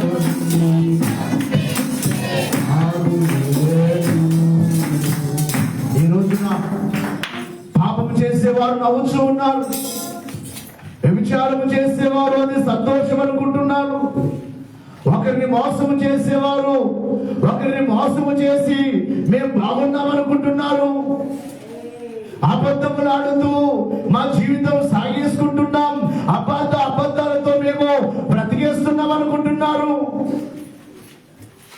ఒకరోజు రాబోతుంది, ఈ పాపము చేసే వారందరూ ఏం చేసే రోజు? గట్టిగా చెప్పాలి? ఏ గదిలోనికి వెళ్ళే రోజు? శ్రమల గది. శ్రమల గది. ఈ గదిలో మానవునికి శ్రమయే, ఈ గదిలో మానవునికి దుఃఖమే, ఈ గదిలో మానవునికి వేదనయే. ఈ గదిని గురించి కూడా దైవజనుడు తెలియజేస్తూ పై రెండు గదుల్లోనికి చేరని వారు ఈ గదిలోనికి చేరుదురు అన్నారు. మొదటిది, రక్షితుల గదిలోనికి వెళ్ళని వారు, రాకడ గదిలోనికి ప్రవేశింపని వారు ఇక మూడవ గదిలోనికి, ఏ గదిలోనికి వెళతారు అంటే శ్రమల గదిలోనికి వెళ్ళాలి. ఇది అనుకూల సమయం. నీవు ఇంకా రక్షణ పొందాలన్నా ప్రాచితమైతే డిసెంబర్ నెలలో బాప్తిస్మం మీకు గుర్తుగా ఉండడానికి వీలైతే 25వ తారీఖున బాప్తిస్మాలు ఇవ్వడం జరుగుతుంది. మీరు ప్రతి సంవత్సరం చేసుకోవాలి. ఎంతమంది ఇంకా బాప్తిస్మం పొందలేదు? ప్రభు రాకడ వచ్చేస్తుంది. మీ పిల్లలు బాప్తిస్మం పొందలేదు. మా బిడ్డలకు కూడా పోయినసారి 3 మందిరాల ఓపెనింగ్ అప్పుడే పెద్దయ్య గారిని అడిగాను, అయ్యా బాప్తిస్మం ఇవ్వండి అయ్యా పిల్లలకన్నా. అప్పుడు ఎందుకు అమ్మాయి ఇస్తానులే అన్నా. మరి బాప్తిస్మం ఇవ్వాలయ్యా ఒకసారి మీరు రావాలంటే ఒక మీటింగ్ ఏర్పాటు చేసుకో. ఓన్లీ బాప్తిస్మానికే కాకుండా ఏదైనా ఒక మీటింగ్ ఏర్పాటు చేసుకో, అక్కడ సువార్త చెప్పినట్లుగా ఉంటుంది. అలాగే బాప్తిస్మాలు ఇస్తామని చెప్పారు. ప్రభు చిత్తమైతే త్వరలో ప్రార్థన చేయండి. ఈరాల మందిర ఓపెనింగ్ ఆ దినములనే పిల్లలకు కూడా బాప్తిస్మం ఇవ్వడానికి ప్రార్థన చేయండి. అంటే ఈ సంవత్సరంలో ఓపెనింగ్ చేయము, జనవరిలో చేయము, ఫిబ్రవరిలో జరుగుతుంది ఓపెనింగ్. ఇప్పుడు మందిర పని జరిగినా పూర్తి అవ్వడానికి టైం పడుతుంది కనుక ఇప్పుడు మామూలుగా సీట్లు వేసినా ఆల్టర్ కట్టడానికి ఆ చుట్టూ అంతా కూడా డోర్లు అవన్నీ పెట్టడానికి టైం పడుతుంది కనుక జనవరిలో కాకుండా ఫిబ్రవరిలో ఓపెనింగ్ జరుగుతుంది. దేవునికి మహిమ కలుగును గాక. ఇలా గమనించాలి, దేవుని రాకడకు మనం సిద్ధపడాలి అంటే ఈ 2 గదుల్లో ఉన్న వారే సిద్ధపడతారు. ఒకవేళ ఈ 2 గదుల్లోనికి ప్రవేశించలేదు అనుకోండి, ఇంకో మాటలో చెప్పాలంటే రక్షితుల గదిలోనే ఉండి రాకడ గదిలోనికి రాకపోయినా కూడా ఏ గదిలోనికి వెళ్ళాలి? మాట్లాడలేదు, అర్థం చేసుకోండి బాగా. రక్షితుల గదిలో ఒక్కటే ఉండిపోయి రాకడ గదిలోనికి రాకపోతే ఏ గదిలోనికి వెళ్ళాలి? శ్రమల గదిలోనికి వెళ్ళాలి. కాబట్టి రక్షితుల గదిలో నుండి మనం 2వ గదిలోనికి వెళ్ళాలి. రాకడ గది, రాకడ తలపు, రాకడ ధ్యానం, రాకడ ప్రార్థనలు, రాకడని కలవరించే వారంగా ఉండాలి. 3వ గది శ్రమల గది. ఈ గదిని గురించి దైవజనులు చెబుతూ ఇవి 7 సంవత్సరాలు ఉండే శ్రమలు, 7 ఏళ్ల శ్రమలు. ఏం జరుగుతుంది శ్రమల్లో? కొన్ని వచనాలు వాక్యాన్ని మాత్రమే చదవండి, వివరించడానికి సమయం లేదు. ప్రకటన గ్రంథం 6వ అధ్యాయం 12వ వచనం నుండి చదువు, చివరి వరకు చదువు. ఆయన 6వ ముద్రను విప్పినప్పుడు నేను చూడగా పెద్ద భూకంపం. ఇప్పుడు కలిగిన భూకంపముల కంటే ఈ శ్రమల గదిలో ఏం జరుగుతుంది? 7 ఏళ్ల శ్రమల్లో అంటే పెద్ద భూకంపము కలిగెను. సూర్యుడు కంబలి వలె నలుపాయను. అయ్యొక్క 7 ఏళ్ల శ్రమల గదిలో జరిగేది ఏమిటంటే సూర్యుడు నల్లగా మారిపోతాడు, చంద్రుడు ఎర్రగా మారిపోతాడు, రక్తవర్ణమాయను. పెద్ద గాలి చేత ఊగులాడు. అంజూరపు చెట్టు నుండి అకాలపు కాయలు రాలినట్లు ఆకాశ నక్షత్రములు భూమి మీద రాలిపోతాయి. ఆకాశ మండలం ఏమైపోతుందంటే చుట్టబడిన గ్రంథం వలె తొలగిపోతుంది. ఆకాశం ఉండదు. ప్రతి కొండయు ప్రతి ద్వీపమును వాటి స్థానములు తప్పును. రాజులను, గణులను, సహస్రాధిపతులను, ధనికులను, పరిస్థులను, ప్రతి దాసులను, ప్రతి స్వతంత్రులను కొండ గుహలలోను మండల సందులలోను దాగుకొని సింహాసనాసీనులైన వారి యొక్కయు గొర్రెపిల్ల యొక్కయు ఉగ్రత మహాదినము వచ్చెను. దానికి తాళ చాలిన వాడేవాడు మా మీద పడి ఆయన సన్నిధికి గొర్రెపిల్ల ఉగ్రతకును మరుగు చేయుడని పర్వతములతోను కొండలతోను చెప్పుచున్నాడు. అంటే ఈ యొక్క ఏడేళ్ల శ్రమల గదిలో భూమి అంతా అతలాకుతలం అయిపోతుంది. వాటి స్థానములు తప్పుతాయి. ఇక్కడున్న కొండలు ఎక్కడికి పోతాయో తెలియదు. ఇక్కడ నీకు పొలం ఉందా, నీ పొలం ఎక్కడికి వెళ్తాదో నీకే తెలియదు. ఇక్కడ నీ ఇల్లుందా, ఎక్కడికి వెళ్తాదో నీకే తెలియదు. కొండలను ఆశ్రయిస్తారు. ఎప్పుడు కూడా కొండల దగ్గరికి వెళ్తున్నారు కదా. అన్ని శ్రమలు వచ్చినా మరలా కొండల దగ్గరికి వెళ్ళి ఏమంటారట, మమ్మల్ని దాచండి. గొర్రెపిల్ల ఉగ్రత ఎవరు దాచలేదు. కనుక కదా గొర్రెపిల్ల ఉగ్రత మహాదినము వచ్చాడు. దానికి తాళ చాలిన వాడెవడు? ఎవరు తట్టుకోలేరు. పురాతులు తట్టుకోలేరు, ధనికులు తట్టుకోలేరు, ఆస్తి ఉన్నవారు తట్టుకోలేరు. అందుకే జెఫన్యా గ్రంథంలో రాయబడి ఉంటుంది, ఉగ్రత దినమున తమ వెండి బంగారములు వారిని తప్పించలేవు. ఒకవేళ నీకు ఆస్తి ఉండవచ్చు, నీకు పొలం ఉండవచ్చు, నీకు ధనం ఉండవచ్చు, నీకు డబ్బు ఉండవచ్చు, నీకు బంగారం ఉండవచ్చు. దేవుని ఉగ్రత దినమున అవేవి పనికి రావు. శ్రమల గదిలోనికి నీ వెళితే నీ ధనము, నీ ఆస్తి నిన్ను రక్షించలేదు. శ్రమల గదిలో జరిగే శ్రమలివి. ఏడేళ్ల శ్రమలలో జరిగే శ్రమలివి.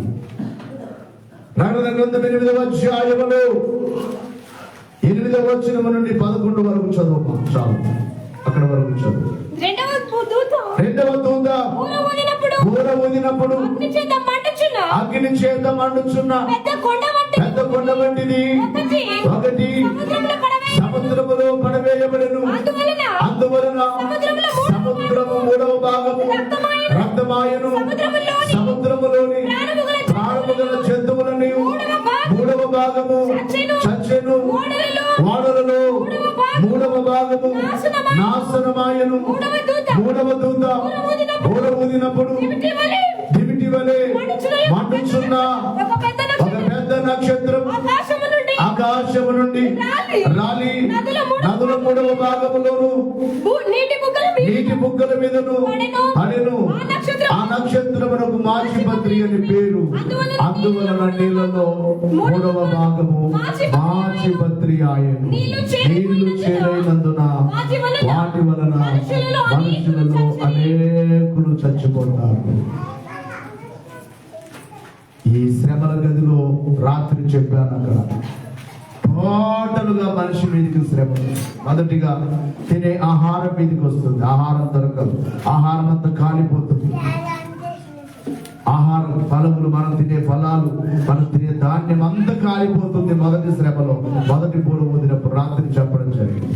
రెండవ బూర ఊదినప్పుడు సముద్రం అనగా వ్యాపారం ఉండదు. ఈ రోజున అనేకమైన అభివృద్ధి ఎక్కడ జరుగుతుందంటే సముద్రం ద్వారానే ఈ దేశమునకు ఆ దేశమునకు మధ్యలో రవాణా, కోట్ల వ్యాపారాలు జరుగుతాయి. ఇక సముద్రం పీనుగ రక్తములాగా మారిపోతుంది. సముద్రములో ఉన్న జీవులన్నీ చనిపోతాయి.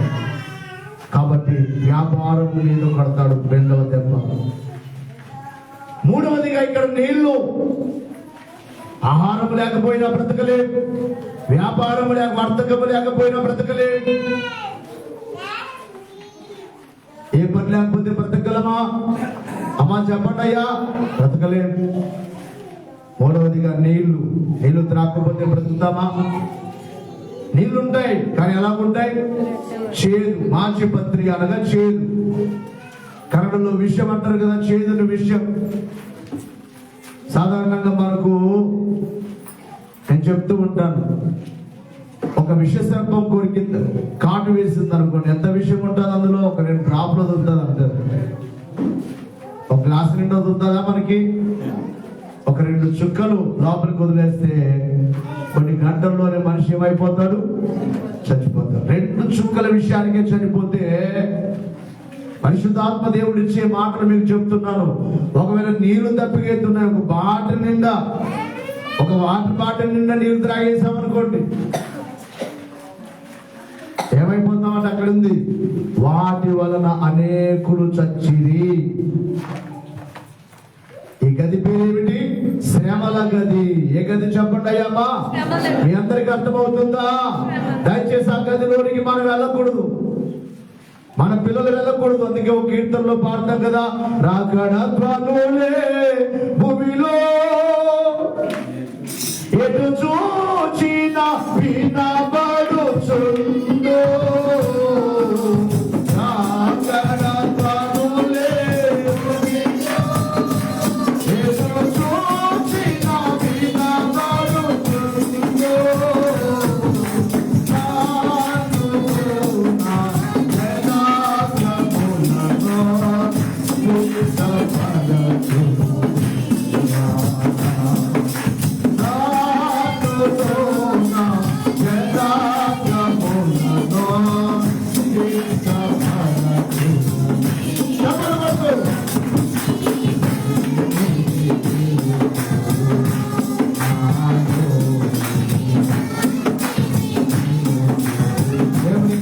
కలుగును కాక.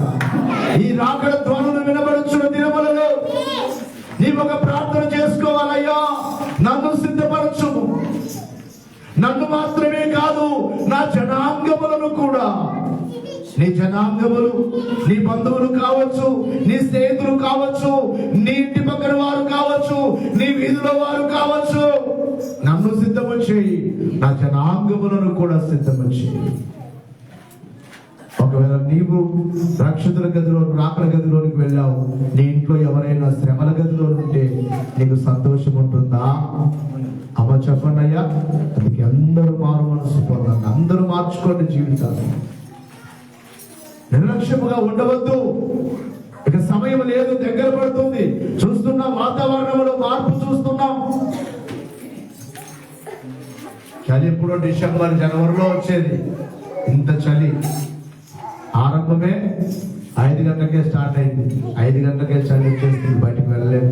సాయంకాలం 5 గంటలకి వాతావరణం అంతా మారిపోయింది. వర్షాలు, భయంకరమైన అకాల వర్షాలు వచ్చాయి. ఎన్ని వరదలు వచ్చాయో, ఎన్ని ప్రమాదాలు. సరిగా దగ్గరికి వచ్చింది దేవుని రాకడ గదిలోనికి వెళ్ళకపోతే శ్రమల గదిలో, ఈ శ్రమల గదిలో తినడానికి తిండి దొరకదు, త్రాగడానికి నీళ్లు దొరకదు. జలములు చేదవును, జనులు చతురు త్రాగి తుబినా దొరకదు త్రాగు నీరు. మహి పైన చీకటి, మదిలోన చీకటి, ఈ బాధ వివరింప ఎవరి తరము. ఒకటి ఆహారం పైన శిక్ష, రెండవది వర్తకం పైన లేక వ్యాపారం పైన శిక్ష, మూడవదిగా మానవుడు త్రాగే నీటి పైన శిక్ష, ఇక నాలుగవదిగా చీకటిగా మారిపోయి ఇప్పుడు సూర్యుడు కనబడలేదు అనుకోండి. ఇక్కడికి రాగలమా? మందిరానికి రాగలమా? పనులు చేసుకోగలమా? కాబట్టి ఈ యొక్క 4వ దూత బూర ఊదినప్పుడు జరిగేది ఏమిటంటే, సూర్యుడు ఎలా మారిపోతాడట? నల్లగా మారిపోతాడు. చదువమ్మా. 4వ దూత బూర ఊదినప్పుడు సూర్య చంద్ర నక్షత్రములలో 3వ భాగము చీకటిగా అయిపోతాయట. గమనించాలి, 3వ భాగం చీకటి ఏం కనబడదు. మనిషికి పగటి కాలంలో కూడా పగటిలో 3వ భాగము సూర్యుడు ప్రకాశింపకున్నట్లుగా, రాత్రిలో 3వ భాగం చంద్ర నక్షత్రములు ప్రకాశింపకున్నట్లుగా వాటిలో 3వ భాగము కొట్టబడును. ఇక వెలుగు ఉండదు. వెలుగు లేకపోతే ఏ పనులు జరగవు. ఇవన్నీ ఈ శ్రమల గదిలో జరిగేవి. శ్రమలు, 7 ఏళ్ల శ్రమలలోకి ఎవరైతే ప్రవేశిస్తారో వారు పొందవలసిన శ్రమలు చీకటిలో బాధపడాలి. ఇక 5వదిగా 9వ అధ్యాయం 1వ వచనములో రాయబడిన మాట, 5వ దూత బూర ఊదినప్పుడు ఆకాశము నుండి భూమి మీద రాలిన ఒక పెద్ద నక్షత్రము రాలుతుంది. ఆ నక్షత్రము ఎప్పుడైతే భూమి మీద పడుతుందో భూమి లోపల నుండి పొగ బయటకు వస్తుందట. పొగ, ఇక మనిషికి కనపడినంత పొగ. పొగ కూడా చాలా ప్రమాదమైనది. మన ఇంట్లో పొగ ఎక్కువ ఉందనుకోండి, పక్కన వారు కనపడతారా? మేము వెళ్తున్నాం, రోడ్డు మీద గుత్తికి వెళ్తున్నాం, మంచు ఒకటైతే అక్కడ ఎవరో అగ్గి పెట్టారు, రోడ్డు పక్కన పొలంలో నిప్పు పెట్టారు. ఆ మంచుకేమో అది సరిగా కాలక మొత్తం పొగ రోడ్డుకు వచ్చేస్తుంది. ఎక్కడికక్కడ ఆ పొగ దగ్గరికి వెళ్ళిన తర్వాత ముందు ఏం కనిపించట్లేదు. ఇంకా ముందు ఏదైనా వాహనం వస్తుందో లేకపోతే గుర్తుందో ఏముందో కనిపించలేదు. సడన్ గా కుమారుడు గంగరాజు స్లో చేశాడు కారు. ఇక ముందు ఏమైతుందో తెలియదు. ఆ దినమున జరిగేది ఏమిటంటే భూమి అంతా పొగగా మారిపోతుంది. నేను మీకు ఏదో భయపెట్టడానికి చెప్పట్లేదు, మీరు చదువుకోండి బైబిల్ని. బైబిల్లో 3 కాలములను గురించి రాయబడ్డాయి. జరిగిపోయిన కాలమును గురించి, జరుగుతున్న కాలమును గురించి, జరగబోయే కాలమును గురించి చెబుతుంది బైబిల్. భూత వర్తమాన కాలములలో, భవిష్యత్ కాలములలో జరగబోయే వాటిని గురించి చెప్పేదే బైబిల్. ఇప్పుడు చదివేదంతా ఇప్పుడు జరగలేదు పొగగా మారిపోతుంది. మనిషికి కనబడదు. ఆ పొగలో నుండి ఏమి వస్తాయంటే మిడతలు వస్తాయంట. ఏమొస్తాయి చెప్పండి అయ్యమ్మా? ఆ మిడతలకు కూడా దేవుడిచ్చిన ఆజ్ఞ ఏమిటంటే చెట్లకు గాని మొక్కలకు గాని గడ్డికి గాని హాని చేయకూడదని దేవుడు వాటికి ఆజ్ఞాపించారు. మరి ఎవరికి హాని చేయాలి? ఓన్లీ మనుషులకు మాత్రమే. గుర్రముల వలె పరిగెడతాయట, అంత స్పీడ్ గా ఉంటాయి. మనిషిని ముఖం వలె ఉంటుందట. ముఖం తల మీద బంగారు కిరీటం ఉంటుందట. వెంట్రుకలు స్త్రీల వెంట్రుకలు లాగుంటాయట. పండ్లు కూరలు ఎలాగుంటాయంటే సింహం కూరల్లా ఉంటాయట. తోకలు ఎలా ఉంటాయంటే తేలు కొరలా ఉంటాయట. ఎలాగా? తేలు కొర్రు. తేలు కుడితే ఎంత బాధో. ఆ బాధ ఒక్కరోజు కాదు, 5 నెలలు. దయాలు మిడతలై తమ వారికి కుట్టంగా తిరుగాలను పోలి తిమిగలదు. 5 మాసముల వరకు అట్లయుండు చావు కోరుదురు, అది పారిపోవు గనుక. ఈ బాధ వద్దు. ఏదైనా విషయం త్రాగి చనిపోదాం, ఏదైనా త్రాగి చనిపోదాం అనే విషయం తెచ్చుకొని త్రాగుదామంటే అది అంటుందట, ప్రాణం నీలో నుంచి నేను పోను, బయటికి పోను. నేను దగ్గరకు వచ్చి ఎదురుకు మాట్లాడుతుంది, రే నేను ఏదైనా కుడి ಏನು ವಿಷಯ ಕುಡಿದೀಯೋ ಕುಡಿ, ನೀನ್ ಏನು ಮಾಡ್ತೀಯೋ ಮಾಡು, ನಾನು ಮಾತ್ರ నీలో నుంచి ಹೋಗೋದು లేదు, ಬಿಟ್ಟು ಹೋಗಿಲ್ಲ. ನಾನು ಎನ್ನಲ್ಲಿ ಹೇಳ್ತೀವಿ, ನೀನು ಏನೇನ ಮಾಡ್ಕೋ, ಕತ್ತಿ తీసుకొని కోసుకో, ನಾನು మాత్రం ಹೋಗಲ್ಲ. బైబిల్లో చెప్తారు, చావు కోరుదురట, చనిపోవాలని ఆశ కలుగుతారు, కానీ మరణము వారి దగ్గర నుండి పారిపోతుంది. నేను నీకు రానని మరణం, ఎప్పుడైతే మరణం మన దగ్గరే ఉంటుంది, కానీ ఇప్పుడు మరణం పారిపోతుంది. దేవునికే మహిమ కలుగును గాక, దేవునికే స్తుతి కలుగును గాక. నిలబడని కొద్దిసేపు, మీరు రోజు చెప్పి నిలబడకపోతే ఎలాగా? మీకు ఆశీర్వాదం అయ్యా అమ్మా, నిలబడండి. ఆరోగ్యం సరిగా లేకపోయినా దేవుడు ఆరోగ్యం ఇస్తారు. దేవునికి మహిమ కలుగును గాక. ఇన్ని శ్రమలు, ఏ గదిలో, గది పేరేంటి చెప్పండి? శ్రమల గది. ఈ శ్రమలన్నీ పొందాలి. 5 నెలలు 24 గంటలు తట్టుకొని తేలుకుంది. దేవుడు మనల్ని విష పురుగుల నుండి కాపాడుతున్నారు. ఎంతో మంది సాక్ష్యం చెప్తుంటారు మన సంఘ బిడ్డలు. కొంతమంది, అయ్యా మేము ఫలానా ఆ జొన్న కోయడానికి, లేకపోతే ఏదో కోతకు వెళ్ళామయ్యా, కలుపు తీయడానికి వెళ్ళామయ్యా, అలా కలుపు తీస్తూ ఉన్నాం, పాము పట్టుకున్నామయ్యా. ఎంతమంది చెప్పారు సాక్ష్యాలు. వాళ్ళు చెప్పిన సాక్ష్యం ఏమిటంటే, పాము పట్టుకున్నామయ్యా, కానీ మమ్మల్ని అది ఏమి చేయలేదు, దేవుడు కాపాడారు. దేవుడికి మహిమ కలుగును కాక. పోయిన నెలలో ఇక్కడ మోకరించారు, ఆ సాపు కింద నుంచి పోతుంది తేలు.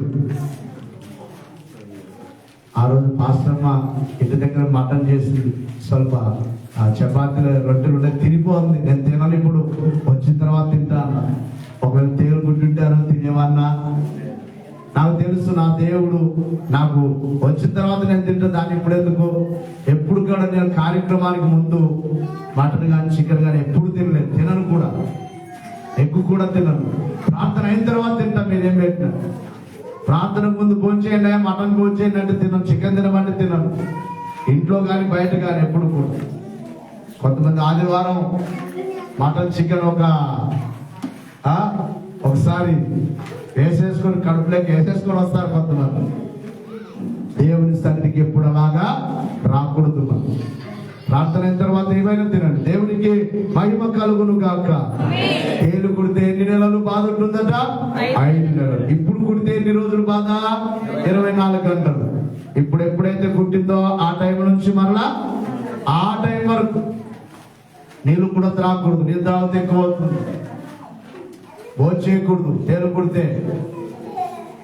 ఇప్పుడైతే ఇంజక్షన్లు అవి వచ్చాయి కనుక కంట్రోల్ అయిపోతుంది, కానీ పూర్వ దినాల్లో ఆ రాత్రి కుట్టిందనుకో, రాత్రి నిద్రపోకూడదు. అవునా కదా? నేను చెప్పే మాట నిజమా కాదా? నిద్రపోకూడదు. కొంతమంది తట్టుకోలేకపోతే ఉయ్యాలే చూపుతారన్నమాట. ఏం వాడతారు? అబ్బో నాకు తల కాగల్లా అని వారు ఏడుస్తూ ఉంటే ఏం చేస్తారు చెప్పండి? ಒಂದು ఉయ్యాలాకి ಅದರಲ್ಲಿ వేస్తారు, ఊపుతూ ఉంటారు అనమాట. ఊపితే తగ్గుతుంది అన్నట్టు. దేవుడికి మహిమ కలుగును కాదు. ఒక 24 గంటలకే తట్టుకోలేమంటే 5 నెలలు. చెప్పండి ఎన్ని నెలలు? 1 ತಿಂಗಳಲ್ಲ, 2 ತಿಂಗಳಲ್ಲ, 3 ತಿಂಗಳಲ್ಲ, 4 ತಿಂಗಳಲ್ಲ, ಎಷ್ಟು ತಿಂಗಳು? 5 నెలలు బాధ. ఎంత బాధ జరుగుతుంది? తేలు కుట్టినంత బాధ. చనిపోదామన్నా చావు రాదు. ఈ శ్రమల గదిలో ఎన్ని బాధలు ఇక చెప్పడానికి సమయం లేదు కనుక ముగిస్తూ గమనించాలి ప్రియులరా. ఈ శ్రమల గదిలో అంత్యక్రీస్తు పాలన ఉంటుంది. అతని పాలనలో 666 ముద్ర వేస్తాడు. ఆ ముద్ర ఉన్న వారికి ఇవి కొడతాయి. ఒకవేళ ముద్ర నాకు వద్దంటే తినడానికి భోజనం ఉండదు. అది దేవుడు పోషిస్తాడని బైబిల్లో ఉంది. ఇశ్రాయేలును పోషించినట్లుగా విడిచిపెట్టబడిన విశ్వాసుల్ని వారు ముద్ర వేయించుకోకపోతే అంత్యక్రీస్తు కనబడకుండా దేవుడు వారిని ఒక చోట దాచి వారిని పోషిస్తాడని బైబిల్లో మనకు కనబడుతుంది. ప్రకటన గ్రంథం 12వ అధ్యాయంలో. భయపడి వేయించుకున్నామంటే దేవుని కాపుదల ఉండదు. ఒకవేళ ముద్ర లేదంటే వారు ఏ సరుకులు మనకివ్వరు. కనుక ప్రియులారా, మీ అందరికీ చెప్పే మాట ఏమిటంటే, ఇక్కడ అంత్యక్రీస్తు ద్వారా మనకు శ్రమలు ఉంటాయి ఈ శ్రమల గదిలో. తర్వాత అబద్ధ ప్రవక్తల ద్వారా మనకు శ్రమలు ఉంటాయి. అలాగే 5వదిగా 3 దయ్యముల ద్వారా మనకు శ్రమలు ఉంటాయి. అలాగే సైతాను నరరూపములో అంత్యక్రీస్తుగా భూమి మీదకి వచ్చును గనుక వాని ద్వారా మనకు శ్రమలు ఉంటాయి. శ్రమలలో కొందరు రక్షింపబడుతురు. ఆ రక్షింపబడిన వారిని దేవుడు తీసుకొని వెళ్తారు. హర్మగెద్దోను అనే ఒక యుద్ధము జరుగుతుంది. ఈ హర్మగెద్దోను అనే స్థలం ఇప్పుడు ఖాళీగా ఉందట. ఎందుకు అంటే ఆ రోజున క్రీస్తునకును అంత్యక్రీస్తునకును యుద్ధము అక్కడే జరుగుతుంది. అక్కడ ఏ బిల్డింగులు కానీ ఏ వర్క్ చేయట్లేదు. అది దేవుని ప్రణాళిక కనుక ఖాళీగా ఉంది. ఆ ప్లేస్ ఎంతో భూభాగం అది ఖాళీగా ఉంది. ఆ యుద్ధము కొరకు హర్మగెద్దోను యుద్ధం దాని పేరు. ఈ శ్రమల కాలంలోనే జరుగుతాయి ఇవన్నీ. హర్మగెద్దోను యుద్ధము జరుగుతుంది.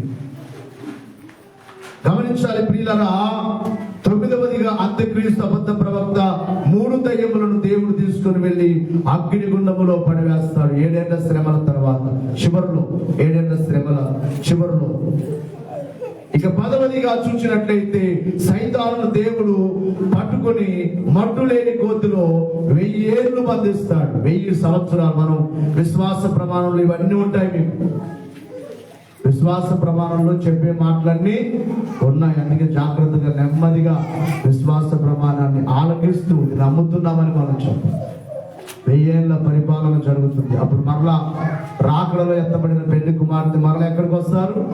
భూమి మీదకి వచ్చి క్రీస్తుతో కూడా ఎన్ని సంవత్సరాలు పరిపాలన? 1000 సంవత్సరములు పరిపాలన చేస్తారు. ఆ 1000 సంవత్సరాల పరిపాలనలోనికి వెళ్ళాలంటే రక్షితుల గదిలో ఉన్న మనం 2వ గదిలోనికి ప్రవేశించాలి. ఏ గది అది? రాకడ గది. ఒకవేళ ఈ గదిలోనికి నువ్వు వెళ్ళకపోతే మరొక గదిలోనికి వెళ్ళాలి. అదే శ్రమల గది. ఏ గదిలోనికి వెళ్తావో నీవే తీర్మానం చేసుకో. మోకరించండి. ముగింపు ప్రార్థన చేసుకుందాం.